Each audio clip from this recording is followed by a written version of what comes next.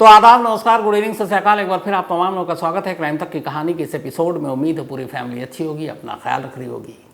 आमतौर पर जुर्म की दुनिया में होता यह है कि हर गुनहगार, हर कातिल पुलिस, अदालत, कानून सबके सामने यही कहता रहता है कि मैं बेकसूर हूँ, मैंने ये जुर्म नहीं किया, मुझे फंसाया गया, मुझे छोड़ दो, मुझे रिहा किया जाए।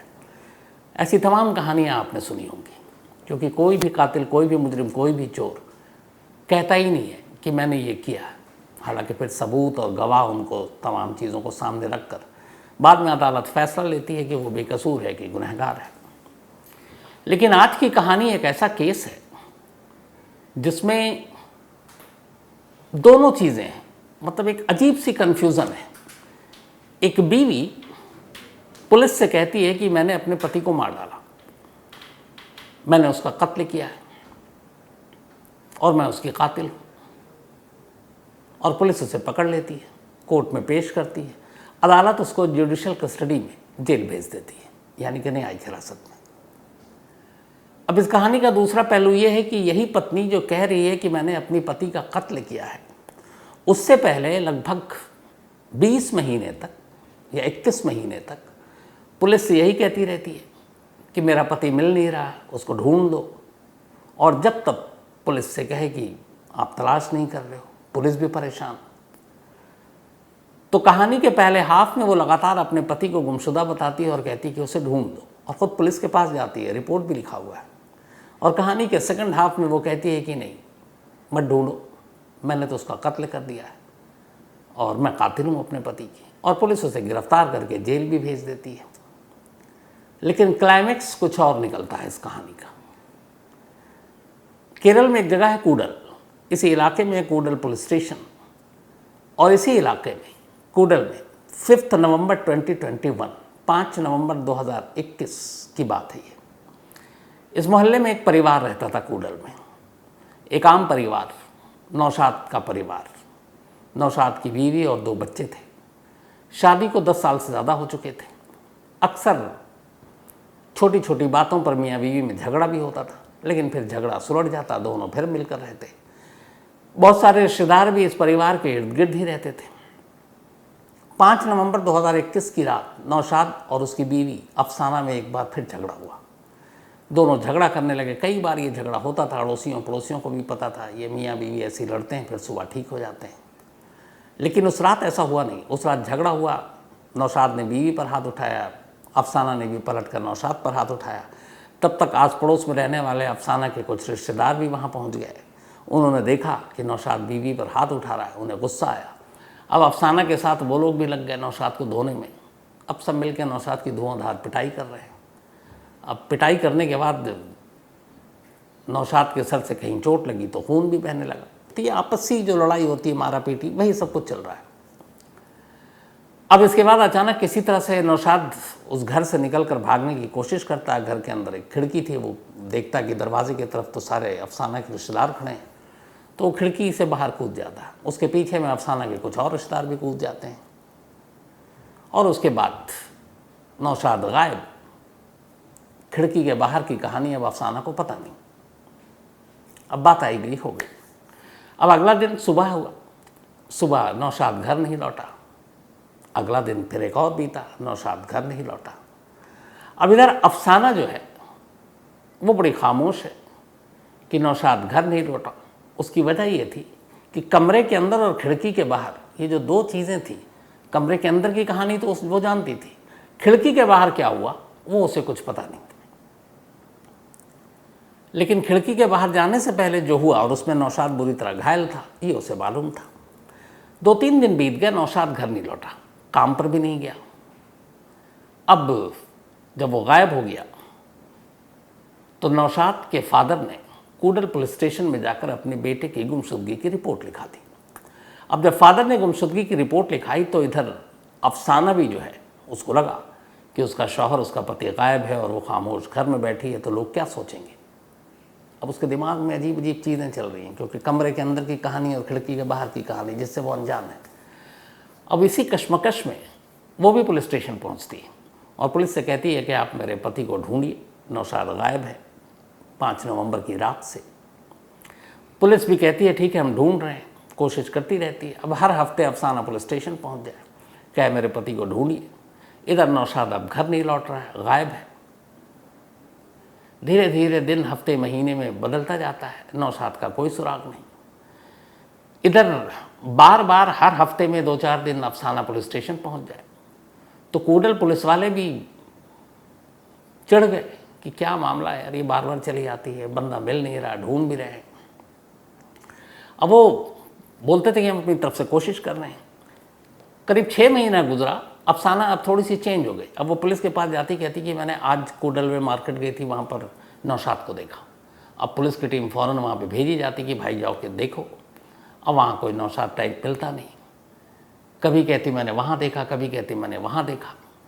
अब पहले तो कि ढूंढो, और उसके बाद अब ये सिलसिला शुरू हो गया कि वो जब तब महीने में एक आध बार पुलिस स्टेशन पहुंच जाती है और कहती है आज मैंने फलाने जगह पर नौशाद को देखा, और नौशाद यहीं कहीं घूम रहा है, जिंदा है। शुरुआत में तो पुलिस गई मेहनत के लिए, ढूंढने के लिए, लेकिन फिर अब ये वही वाली बात हो गई जो शुरुआत में थी कि अब ये बार बार कह रही है मिल नहीं रहा। फिर एक रोज़ ये अचानक आई और उसने कहा कि मैं सड़क के किनारे थी और सामने सड़क के उस तरफ दुकान में मैंने नौशाद को देखा। तो पुलिस ने उससे पूछा कि जब आमने सामने थे तो तुमने पास क्यों नहीं गई, पकड़ा क्यों नहीं? तो उसने कहा मैं सड़क क्रॉस करती उससे पहले गाड़ियाँ आ गई, जब मैं गाड़ी रुकी और मैं सड़क पार की तब तक नौशाद गायब था। अब पुलिस को लगा कि ये परेशान कर रही है, लेकिन कोई एक ठीक ठाक अफसर आया इस कूडल थाने में। जब उसने ये पूरी फाइल पढ़ी कि एक शख्स गायब है, अब लगभग 21 महीने होने वाले हैं, 5 नवंबर 2021 से गायब है, और जुलाई का महीना यानी कि पिछला महीना। इत्तेफाक से फिर अफसाना पहुंच गई रूटीन की तरह कि अभी तक मेरे आपने पति को नहीं ढूंढा, नौशाद को। तो उसने कहा अच्छा तुम पूरा बयान दो। अब उसने अपना पूरा बयान देना शुरू किया, बयान दे के चली गई। अब उस अफसर ने अफसाने के पुराने बयान निकाले जो पुलिस को उसने दिए थे, ये अलग अलग वक्त में दिए थे, नौशाद को देखने की बातें, नौशाद के गायब होने की बातें। जब वो उठाया उसने तो 5 नवंबर 2021 की रात का जो उसका पहला बयान था, और ये भी जो जुलाई में उसने दिया उस रात की घटना को लेकर, उस बयान में बहुत सारी चीज़ें अलग अलग थी। कई बार हो सकता है इंसान वक्त के साथ भूल जाता है, लेकिन अब उस अफसर को लगा कि अफसाना कुछ छुपा रही है, झूठ बोल रही है। अब जब पुलिस को ये शक हुआ तो फिर लास्ट जब ये था कि उसने उसको मार्केट में देखा, सड़क पार, पुलिस वहाँ पर गई और कई चश्मदीदों से पूछा भाई यहाँ पे कौन शख्स था, क्या था। तो पुलिस को उस दिन एक पुख्ता जानकारी मिली कि जिस जगह के बारे में अफसाना कह रही थी कि उसने इतने बजे उस मार्केट में सड़क की दूसरी तरफ से नौशाद को देखा, वो झूठ बोल रही थी, क्योंकि वहाँ पर उस वक्त वो मौजूद ही नहीं थी। अब पुलिस को लगा कि ये झूठ क्यों बोल रही है, अगर इसका पति वहाँ पर था नहीं तो ये पुलिस में आकर बयान क्यों दे रही है। पुलिस ने तय किया कि कुछ ना कुछ ऐसा है जो अफसाना छुपा रही है, और 21 महीने से एक शख्स गायब भी है, केस को सुलझाना भी है। अब अफसाना को थाने बुलाया गया और इस बार उसे तसल्ली से पूछताछ हुई। अब जब पूछताछ हुई तो अफसाना ने पूरी कहानी सुनाई। जैसे ही उसने अपनी कहानी सुनाई पुलिस ने उसे अरेस्ट कर लिया। अरेस्ट करने के बाद, ये बात है 28 जुलाई की, 28 जुलाई को कहानी सुनाने के बाद पुलिस ने अफसाना को अरेस्ट किया। 29 जुलाई को वहाँ की लोकल कोर्ट में पेश किया। कोर्ट में पेश करने के बाद पुलिस ने बताया कि अफसाना है नौशाद नाम के एक शख्स की पत्नी। 5 नवंबर 2021 की रात को झगड़ा हुआ और उस झगड़े के बाद अफसाना ने अपने रिश्तेदारों के साथ मिलकर नौशाद के साथ मारपीट की, और फिर अफसाना ने एक तरह से कत्ल कर दिया, नौशाद को मार डाला। मारने के बाद घर के पास ही या घर के इर्द गिर्द कहीं इसने लाश छुपा दी। लाश नहीं मिल रही है। अब लाश नहीं मिलेगी तो कत्ल का मुकदमा कैसे दर्ज होगा, लेकिन पुलिस का कहना था मामला कत्ल का है। तो अदालत ने अफसाना को पुलिस कस्टडी की बजाय जुडिशल कस्टडी में भेज दिया और पुलिस से कहा कि जाओ तुम नौशाद की लाश ढूंढो। अब पुलिस नौशाद की लाश ढूंढने में लग गई। लाश ढूंढने के लिए पुलिस ने बाकायदा जिस घर में अफसाना रहा करती थी पहले वहाँ गई। उस घर, चूँकि आजकल बहुत सारी चीज़ें आपने देखी होंगी, चाहे श्रद्धा वाला हो या कई घरों में फ्रिज में लाश मिली है, कई जगहों पे दफना दिया गया है घर के अंदर ही, कमरे के अंदर ही, तो ये सारी चीज़ें केरल पुलिस की भी जानकारी में थी कि तरीका क्या क्या है। तो पुलिस पहले घर गई, घर की खुदाई की, फिर घर के चारों तरफ कुछ देखा ऐसी चीज़, लोगों से पूछा कि पिछले 21 महीने में यहाँ कुछ नई खुदाई हुई है, नया कुछ बना है। जहाँ जहाँ लोगों ने बताया उन जगहों की खुदाई हुई, दीवारों को खोद डाला गया, घर को खोद डाला गया, फावड़ा चल रहा है लेकिन लाश कोई नहीं मिल रही है। यहाँ तक कि घर के आसपास क्रिश्चियन के कुछ कब्रिस्तान थे, वहाँ जाकर पता किया गया कि यार ऐसा तो नहीं कि कहीं कोई कब्र खोदी गई, कोई लाश आई गई और जो ऐसे तरीके से दफनाई गई जिससे कुछ शक हो। सेप्टिक टैंक को खंगाला गया बाकायदा बुलाकर मुलाजिमों को, सेप्टिक टैंक में झाँको। नौशाद की लाश के लिए ज़मीन के ऊपर से लेकर अंदर तक केरल पुलिस ने सब कुछ आजमा डाला, लेकिन लाश बरामद होने का नाम ही नहीं। इधर ये हुआ कि अब अफसाना की कहानी कि 21 महीने से एक महिला का पति गायब है और वो पति को ढूंढने के लिए बार बार खुद पुलिस स्टेशन जाती है, कहानी सुनाती है और वो मिल नहीं रहा है। और अब अचानक उसी महिला को, उसी पत्नी को पुलिस ने उसके ही पति के कत्ल के इल्ज़ाम में गिरफ्तार कर लिया। तो कहानी ये थाने से लीक हुई। 28 जुलाई को जब अफसाना को गिरफ्तार किया गया तब उसने पुलिस से कहा कि 5 नवंबर 2021 की हमारी लड़ाई हुई, उस झगड़े के दौरान मैंने उसके सर पे मारा, खून निकलने लगा और मेरा एक साथी भी था साथ में, और भी लोग थे लेकिन एक ख़ास साथी था। अब ये था कि जिस तरीके से खून निकल रहा था और लग रहा था कि अब वो बचेगा नहीं, तो मेरे दोस्त ने कहा कि तुम चिंता मत करो। वो नौशाद को खिड़की के बाहर फेंक कर खुद भी चला गया।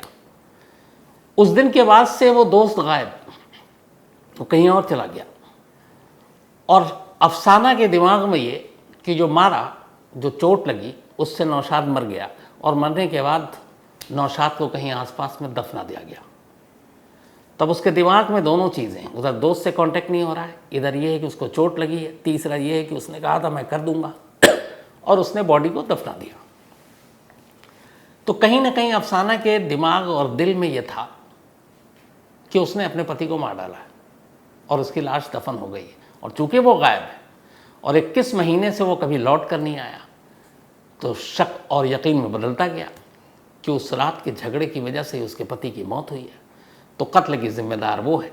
लेकिन पुलिस शक ना करे उस पर, इसलिए वो बार बार पुलिस स्टेशन जाती और फिर बार बार पुलिस को बताती कि आज मैंने फलाने बाज़ार में नौशाद को देखा, आज मैंने वहाँ नौशाद को देखा, ताकि पुलिस को ये यकीन दिला सके कि देखो नौशाद शायद ज़िंदा है, कहीं आसपास है।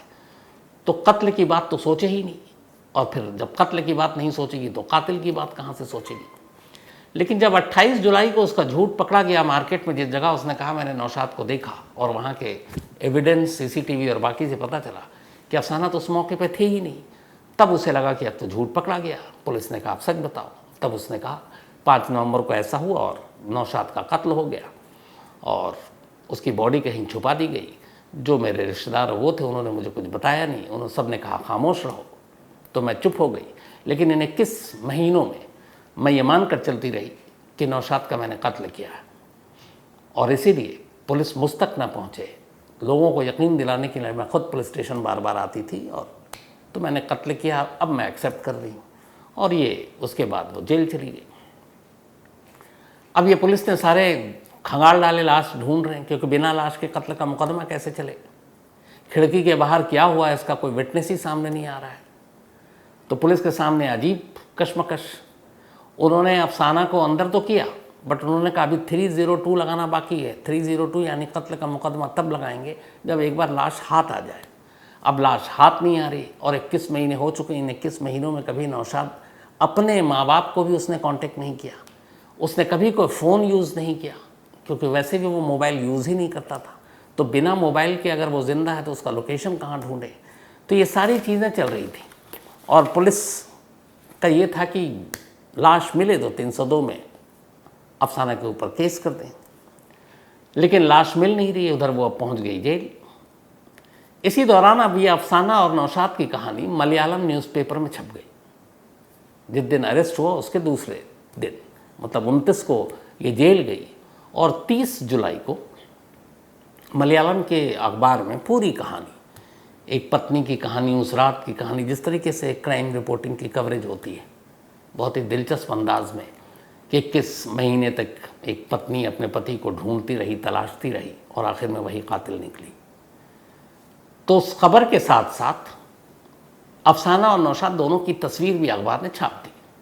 अब जब तस्वीर छपी तो इस कूडल से करीब 130 किलोमीटर दूर, जहां नौशाद और ये रहते थे, 130 किलोमीटर दूर एक दूसरा कस्बा, एक दूसरा डिस्ट्रिक्ट, वहाँ कुछ लोग अखबार पढ़ रहे थे। हमारे यहाँ गांव देहात शहर हर जगह लोग न्यूज़पेपर पढ़ते हैं। तो मलयालम न्यूज़पेपर उस गांव में भी पहुंचा। उन्होंने देखा, अफसाना की कहानी पढ़ी और अफसाना के साथ साथ जब अफसाना के बराबर में छपी तस्वीर को ध्यान से देखा तो उसने एक ने कहा कि अरे ये तो यही है, हमारी इलाके में काम करता है। अब बाकी 3-4 लोगों ने कहा यार हमने तो देखा है। अब इसके बाद वो अखबार लेकर पहुंचे उस जगह पर जहाँ पे वो शख्स काम करता है जिनका दावा था कि ये वही है। वहाँ गए, उन्होंने उससे पूछा तुम्हारा नाम नौशाद है? वो भी चौंका, बोला हाँ। बोले ये तस्वीर तुम्हारी है? बोला हाँ। बोले ये औरत तुम्हारी बीवी है? उसने कहा हाँ। फिर उसने अपनी ही कहानी पढ़ी। अब कहानी ये थी कि वो मर चुका है, उसका कत्ल हो चुका है और उसके इल्ज़ाम में उसकी बीवी जेल जा चुकी है। तो एक मुर्दा शख्स अपनी ही मौत की कहानी अखबार में पढ़ रहा है। अब ये जब देखा तो उसे बड़ी चिंता हुई कि यार उसके दोनों बच्चे कहाँ हैं और ये। फिर गांव वालों ने पूछा कि बताओ कि तुम 21 महीने से गायब हो, तो तुम कभी भी इस दौरान में अपनी बीवी, बच्चे, माँ बाप से नहीं मिले। उसने कहानी सुनाई। उसने कहा कि 5 नवंबर को जो कुछ हुआ और जिस तरीके से अफसाना के सारे रिश्तेदार उसके ऊपर टूट पड़े थे, उसे लगा वो मार डालेंगे, क्योंकि मैंने अफसाना पर हाथ उठाया था, इससे पहले भी उठाया था। तो मैं डर गया कि ये लोग मेरा कत्ल कर देंगे। तो उस डर से मैं उसी रात अपना इलाका छोड़कर भाग निकला और उसके बाद मैंने कहा कि अब जाऊंगा नहीं, वरना वो लोग मुझे मार देंगे। फिर मैं इधर उधर भटकता रहा और भटकते भटकते फिर ये 130 किलोमीटर दूर ये जो एक नाम है इदुकी इलाके में ये पहुंच गया नौशाद। और पिछले 21 महीनों से उसी इलाके में उसने अपना छोटा मोटा काम करना शुरू कर दिया और अपनी उससे ज़िंदगी गुजारा था। और उसने तय कर लिया था कि कोई फ़ोन नहीं करेगा, क्योंकि एक बार अगर फ़ोन करेगा तो उसके माँ बाप या किसी को भी तो उसके बारे में पता चल जाएगा, लोकेशन पता चल जाएगा और फिर अफसाना तक ये खबर चली जाएगी और अफसाना उसका कत्ल कर देगी। ये उसके जहन में एक डर बैठा हुआ था। अब जब खबर पढ़ा गया तो उससे लोगों ने कहा कि भाई ऐसा ऐसा मामला, कम से कम घर जाओ। फिर उसने देखा अभी जेल में है।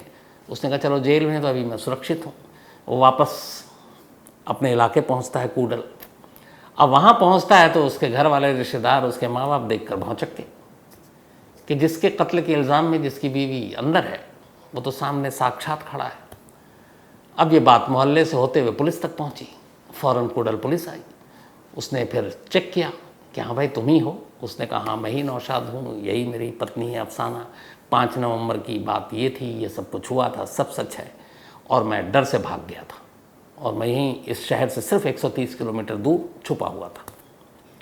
अब पुलिस के सामने भी अजीब चीज़ कि जिसके केस में जिसकी बीवी को अंदर कर दिया है वो सामने खड़ा हुआ है, तो अब मुकदमा क्या बने।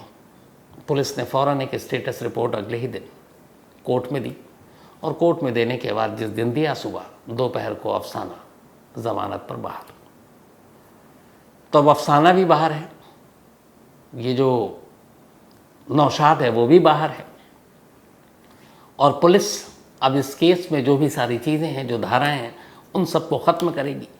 और क्या धाराएं जुड़ेंगी अफसाना को लेकर, ये सारी चीज़ें, मारपीट करना, टॉर्चर करना या उस रात जो हुआ, अगर नौशाद कंप्लेंट करता है तो अफसाना और उसके रिश्तेदारों के खिलाफ केस बनता है। लेकिन अभी तक नौशाद ने कोई केस नहीं किया। तो नौशाद भी बाहर, अफसाना भी बाहर। तो इस कहानी का अफसाना फ़िलहाल इतना ही।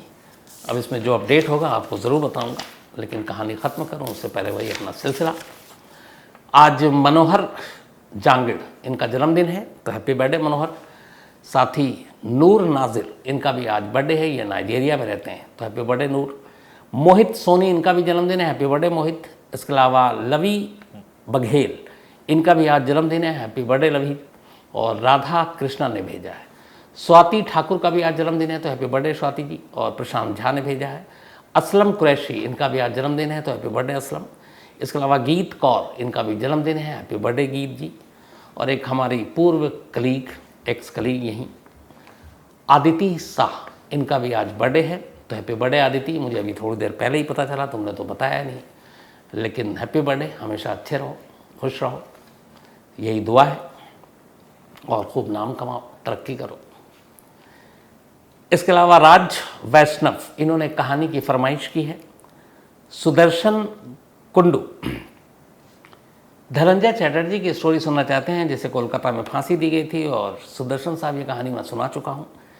अनुज भारती, इनका कहना है सैटरडे को आपने हिट एंड मिस शुरू की थी, इधर आ नहीं रहा। असल में क्या हो रहा है कि इधर लगातार कई सैटरडे को हिट एंड मिस की जगह पे कुछ बड़ी खबरें आ जाती हैं, तो उसी चक्कर में मैंने उसको छोड़ दिया था, लेकिन वापस सुनाना शुरू कर दूंगा।